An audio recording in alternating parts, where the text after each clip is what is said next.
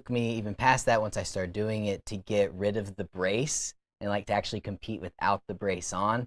That was a whole nother step of took some time to get past that. It takes time to get past that. Now, world champion, and then, you take a little bit of time off, right? You were a world champion at the time, and then, there's always a question, discussion that people talk about seeds, right? Oh, yeah. And that you need a seed to win, but you came back basically with no seed and won, right? How do you feel on that topic about with not being able to win unless you have a seed? With seeds, I think it creates a win, but you came back basically with no seed and won, right? How do you feel on that topic about with not being able to win unless you have a seed? With seeds, I think it creates a first tier goal for people that have everyone wants to win and everyone wants to set the goal of I want to win. I'm going to do my division. I'm going to win. But sometimes when you set a goal that's so high and takes so much work, you'll find that you start to lose momentum and you get a little discouraged trying to aim for the stars immediately. Yeah.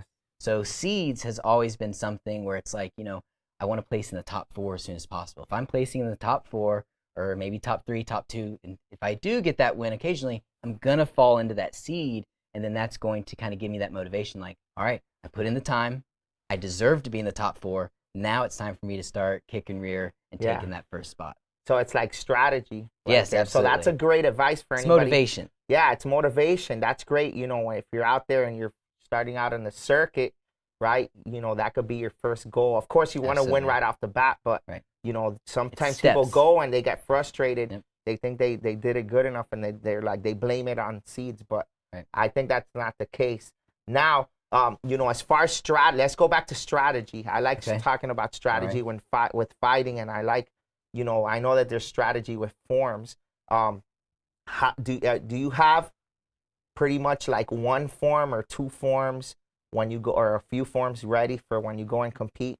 I think I can speak for most of the top competitors. We all have our skeleton. We all have our bread and butter that works, and that's what all of our forms are based off of, is one format that we know is almost, for lack of better words, can be perfected with the performance and the execution of moves.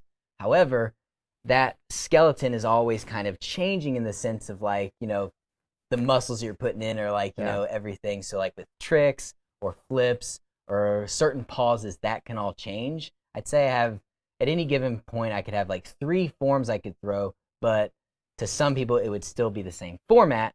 Yeah. But how I end or how I start a section or the trick that I throw, that can be interchanged and moved around. Yeah. But what I know works stays consistent, because you have to be consistent in a performance sport.